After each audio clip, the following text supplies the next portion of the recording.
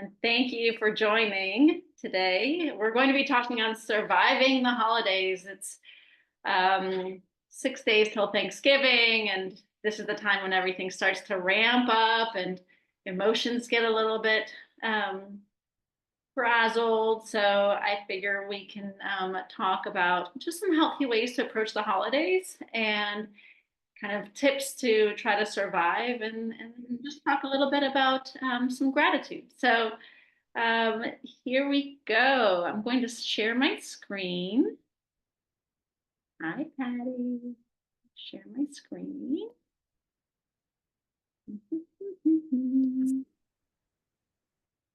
Go.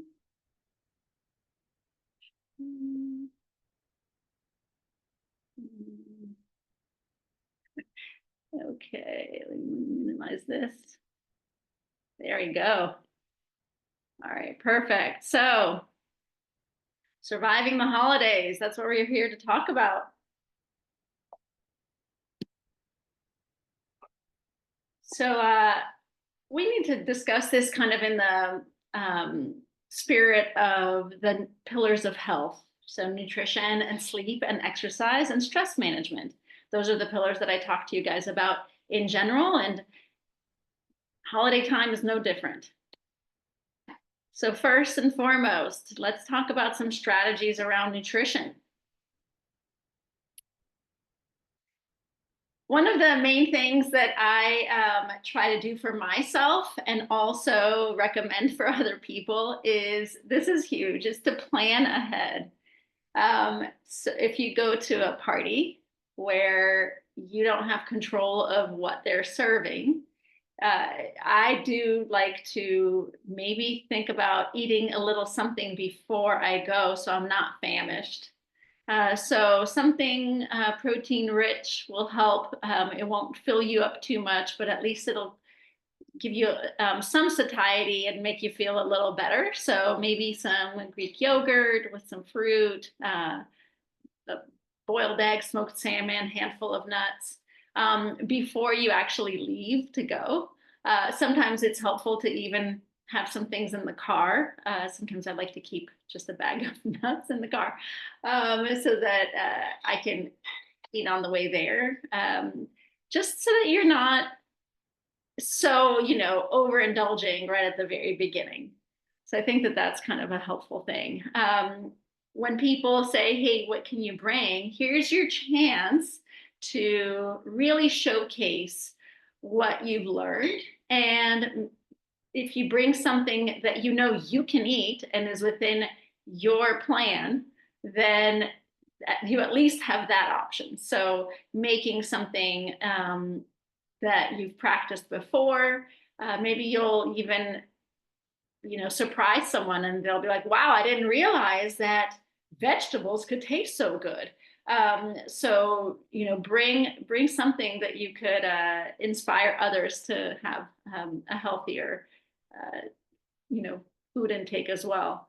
And then when this is what I do for Thanksgiving and for Christmas, but in general, when you go to a place where there is a ton of food and lots of options, the very first thing that I do is I fill up my plate all the way, like completely fill it with the veggie options, so that I have an entire plate full of veggies. And then I'll add, the turkey or the other meat or the fish on top or to the side, but that I know that I've got this base that's going to get me full before I start going down the stuff that's like super highly calorically dense. And so that way if you go back for seconds, now you're not so tempted to just stick with the really high caloric things, and you've started to distend your stomach a little bit with the fiber, and so your absolute desire to gorge decreases. So I think that those are really, really helpful. Mindfulness. So, and I think this isn't just for the holidays, right? So this is anytime. There are some things that we just absolutely love to eat and know that it's, in excess, they're just not great for us. We don't feel good when we have them, or they point us away from our goals. So what do we do? Do we never eat them? No, that's not what I recommend. But when you do, get like a small portion, and just be mindful over it. Like really savor it. If you're going to be eating it and you know that it's not really fulfilling your health goals per se, at least you're making a choice, a conscious choice to eat that thing. And so enjoy it. Take the time, like let yourself savor the moment. I think that will, I think that's important in general, but especially during the holidays when we're so tempted with so many sweets and salty things and fatty things. Um, the other thing is you can use this rule of one if you'd like. When you go to a party, you can think of one plate, one dessert, or one cocktail. So, maybe for you it's rule of twos. I don't know, but you're trying to mindfully limit your consumption. Next, manage your hydration and libation. So if you are able to hydrate before you eat, so drink water, hydrating with water, and then using water in between alcoholic beverages if you're drinking alcoholic beverages, so alternate, that will let you not overconsume. And also explore non-alcoholic options. Now, I will say some non-alcoholic options are super, super sugary. So those might also not be letting you hit your ultimate health goals. But if you're aware of them, then again, you're going to be drinking mindfully and sipping and really, really enjoying that little bit of what you've decided to splurge on, let's say. Okay, so beyond nutrition, let's talk a little bit about sleep. So I do have an entire group Zoom on sleep, but let's focus here on travel and sleep. It's important to maintain a consistent sleep schedule. So if we're trying to go visit family, especially if we're crossing time zones, see if you can try to go to bed and wake up at similar times. Also, anytime you go to sleep a little bit later, especially if it's several days in a row, you are literally shifting your clock. So it's as if you have gone overseas or into a different time zone. And so, so if you are able to maintain a consistent sleep schedule, you will get better sleep and you will get deeper sleep. And we know that deep sleep leads to feeling rested, feeling less friable, less irritable. You're in a better mood and better able to tackle the challenges of the season. If we're eating really late, then that also compromises our sleep quality. So eating really late, drinking alcohol late, caffeine late, that will also affect our sleep quality. Setting a wind down routine. So this is every day again, but if you're traveling, maybe try to get things that will kind of mimic your home environment. So maybe a sleep mask, earplugs, bring your pillow, bring a blanket, bring your favorite book. Maybe you bring a yoga mat, or try to have routines that allow you to settle down before bedtime. That will trigger your parasympathetic nervous system. It'll allow you to be more calm and feel better overall. We talked about this, limiting alcohol before bed. So alcohol is a sedative So you'd think that it would help you sleep, which sometimes it does help you fall asleep. But once the alcohol starts wearing off, there are other components within alcoholic beverages that then stimulate your brain to wake up. So if you're following your heart rate variability on a watch, or just notice in the morning that you feel more sluggish, it's because alcohol really significantly affects sleep. So trying to minimize the amount before bed or cut it off several hours before bedtime would be really helpful. Um, Travel through time zones. So even if you're not a person that uses melatonin, if it has been shown that melatonin can be helpful when you're traveling to signal your circadian rhythm for when it's about time to go to sleep. So if you use it, then I would recommend 30 minutes before bed, 30 to 45 minutes to help reset your circadian rhythm. When you wake up in the morning, try to get outside as early as possible to get that sunlight. So that will reset your morning. It will tell you when morning actually is. Cutting back on screens and dim lights before bed, even if you don't feel sleepy, will help decrease your cortisol and stimulate your melatonin. Melatonin is very much light sensitive, so cutting back on the screens and lights will really help that. Okay, exercise. Of course, we're going to talk about exercise. Movement should be non-negotiable, even when you're traveling. These a 20-minute walk or a couple of squats, they're better than not exercising at all. See if you can entice your family members or friends to go for an activity. Maybe you guys go for a hike, maybe playing some games, or maybe you do a turkey trot.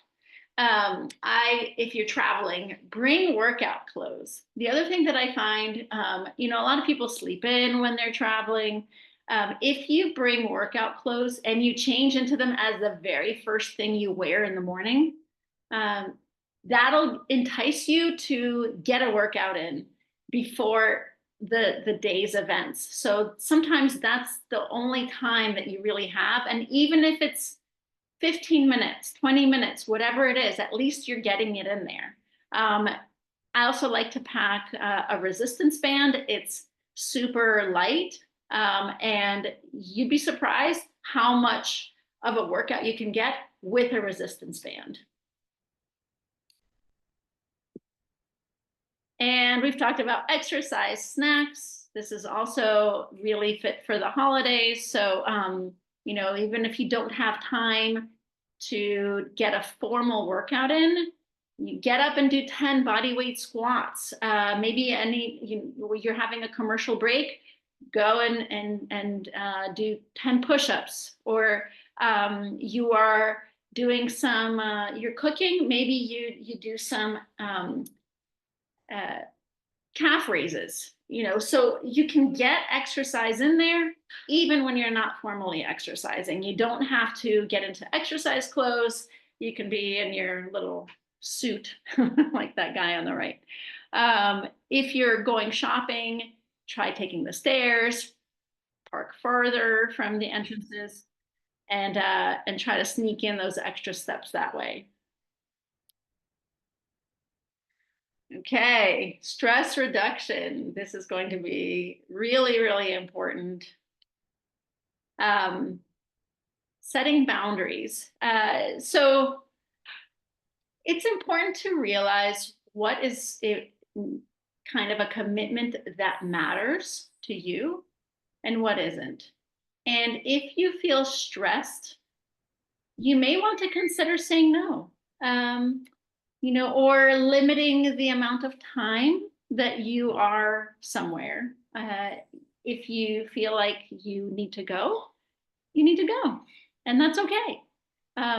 So I think what we tend to do on the holidays is not listen to our own internal like milieu, and we try to focus on others. And if we are not happy, then we're going to be irritated. And the relationships with others and the communication, they're just not going to be a good good experience. So set boundaries, and that's okay. Schedule self-care time. Some of us, I am an introvert. I really like speaking with people one-on-one. I like that connection. In big groups, in big parties, I still have fun, but I definitely need time to recharge, which means for me, quiet time, maybe taking a walk, going for a run, um, whatever, it might be something different for you, but uh, I would say find time to block out for yourself. And that's going to be really important to recharge your battery. And stress inducing moments. So, I don't know if we all have a family member that kind of gets on us, or a friend, um, but it seems to be pretty common. Uh, if you know that you're going to be in a place where those types of people will be there and push your buttons, um, maybe have a plan before you get to that party, or to that place. Decide how you'll respond. Small talk. I will say. I will say this. So many years ago, several decades ago, I had a Christmas, we were hosting a Christmas party at my house. And I was so tired of the small talk that I went into the bathroom and hid in the bathroom for a little while while I was just trying to kind of regroup. And then somebody told me a really important thing, which was, small talk doesn't need to just be frivolous. You can have some deep, meaningful conversations with people, and have it not be small talk per se. It could be big ideas in these types of situations. So I found that to be really enlightening, and I've tried to do that with folks. Is try to connect on a deeper level. Maybe find out what their goals for the future are. Maybe you guys will find something that you have in common. And so I thought that was really, really helpful for me. This last one, the who is your Mike Tyson? I don't know if you guys had ever played video games in the past. The final, like to win the game in Mike Tyson's, I forget if it was Punch Out or whatever his game was, or Donkey Kong. There's always like that last level. You're doing great, and you win, and you're winning, and then you go to that last level, and it's like almost impossible to beat that last, that last level. And for the Mike Tyson game, it's like almost impossible to beat Mike Tyson. And so that's how I started looking at my personal relationship with the one that triggers me the most, which happens to be my mom. I have decided that she is my Mike Tyson, and I want to be the best person I can be in order to allow her to be the best person that she can be, because I cannot change her. I can only change how I react. And so if I frame it in this way, that she is my Mike Tyson, and she is that ultimate level, and if I can beat Mike Tyson, then I've won the game. And so that's my personal quest, is to see if I could be that person that could not be triggered and can have a meaningful relationship despite, all of the things that end up triggering me about how she just is. And so maybe you guys have that type of person in your life. And if you reframe it this way, maybe it seems like a challenge that, once you have a challenge, you can actually like step up to it, as opposed to feeling like, oh, not again. So that was an aha moment that I had a couple of weeks ago, and I've been working on it since. Setting realistic expectations. So it's really about connection, isn't it? It's not about perfection. It's not about making like that perfect dessert or having your house be perfectly decorated. Um, no one really is going to remember that you had, these cute candles or, um, the Christmas tree was all lit up or whatever, and I said Christmas, but whatever your holiday is and whatever you celebrate, um, what they're going to remember is how you made them feel and the connections that you guys made. So if you're able to feel healthy by your attitude, the fact that you've taken care of yourself so that you can have that energy to be able to connect with others, that's what people will remember in the long run. And so, be realistic. It's okay. Human beings aren't perfect. We aren't, and that's okay. And sometimes, sometimes those are the most memorable. When things don't go right, those are the most memorable times. And it's, well, what's your attitude? And how did you make other people feel, and how did they make you feel? So to me, that's kind of what I try to focus on.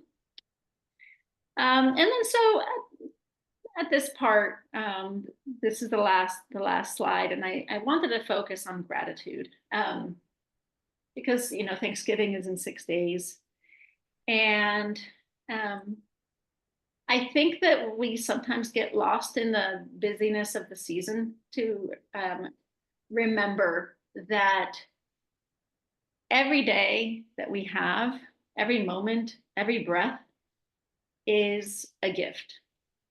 Every connection, um, it's it's why we're here on this earth, and it can be taken away at a moment's notice when we least expect it. Just a few days ago, I found out that an emergency physician in the group that I follow was leaving his shift at 5 p.m. From the ER and was hit by a drunk driver and killed, leaving behind a wife and two children. Um, you know, uh, you and obviously these stories happen to everyone, and not just an emergency physician, but just the thought of, obviously he did not go into work thinking that that was his last day, um, and so we never know when our last day will be, and let's let's have gratitude and feel um, blessed for what we're given. And if you need reminders, the free Insight Timer app can, has hundreds of thousands of meditations, guided meditations that can help with mindfulness and gratitude. But even just spending time in quiet, reflecting, breathing, being happy that you're here and that you do have the opportunity to try and try again. And I'm grateful for you guys. And I hope that you are able to spread that gratitude amongst your families and your friends and really feel it internally. And I think that that's kind of that glow that you get during the season that, will hopefully remind you that it's all that other extra stuff, the busy stuff. That's exactly what it is. It's extra. And what really matters is connection and love, and gratitude. So thank you for being part of my life. I'm going to stop my sharing so that we can chat a little bit. Let's see here. Okay, hopefully. hopefully you can see. Okay. Can you guys now see me okay? Yes, okay. I just wanted to, put this out to the rest of you and just see, does anybody have any other tips that they have? Like what gets you through the holidays? Or what are your challenges? Anything that you want us to brainstorm together?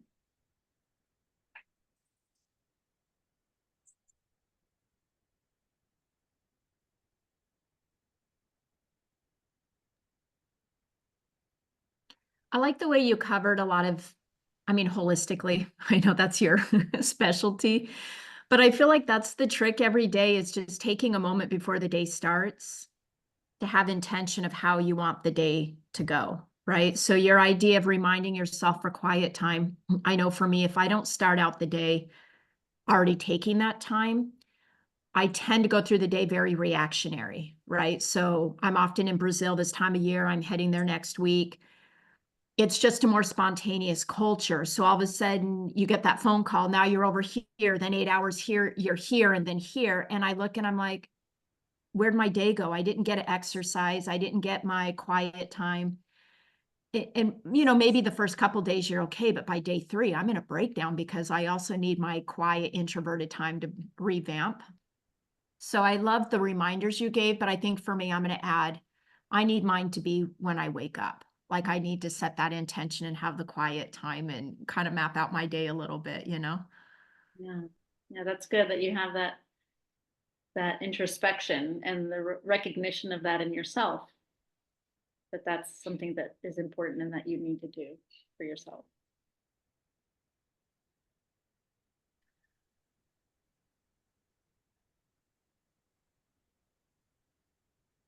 Anybody else? One thing we did uh,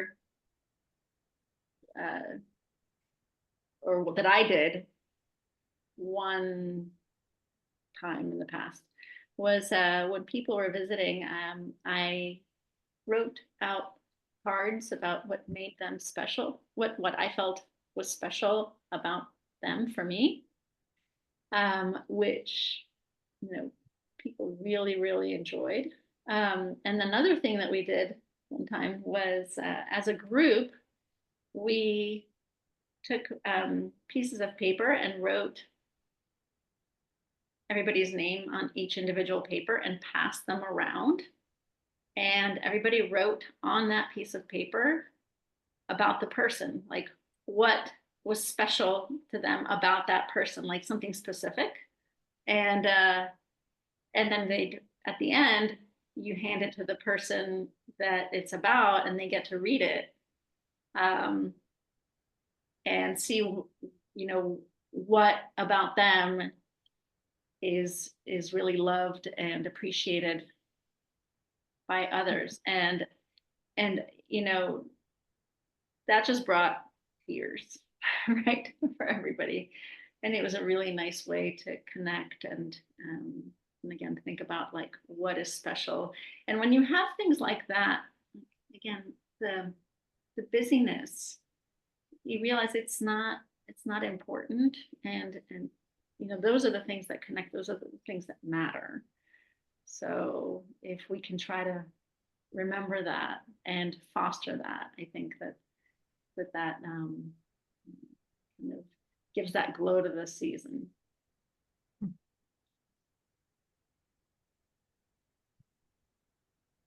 I remember one season, it was like 20 years ago. I had stopped working, dumb idea, and was volunteering everywhere and had 4 kids and they were little, and the season was out of control. And one day I just thought, this is the most ridiculous thing ever. And I wrote a letter to everybody that was on this team that I was on. And I said, this is just crazy. And you could almost, there was like some kind of call or something, you could almost feel like the air just kind of calm down. And that was the year I purposely stopped doing everything until after Christmas just to see what would happen. And nothing happened. It was all fine. Like I stopped the decorating right where I was that day and it was fine. And I stopped wrapping everything, right? And it was like, you know what? That wasn't about any of that stuff. We just started doing the things that mattered. And all of a sudden it was like, and I did do it after the season, which was kind of fun and extended the season. But it was like, so the perspective was huge, and I've always tried to keep that since then. Like it's crazy and you just get sucked in too quickly, Yeah. It's not part of it. Right. Yeah, thank you for sharing. Right. Well, I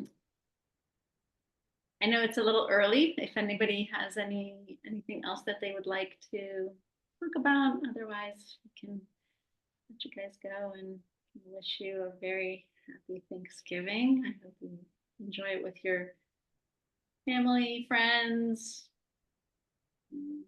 acquaintances, strangers, random people on the street, whoever, spread some of that joy. And again, I'm very grateful for you guys. I appreciate you. And thank you for helping me spread the message that I try to spread, like you mentioned, holistically. And if you have anything else I can help you with, any other questions, please feel free to reach out. Thank you. Happy Thanks, Kathy. holidays. Thank you. Thanks, Kathy. You're welcome.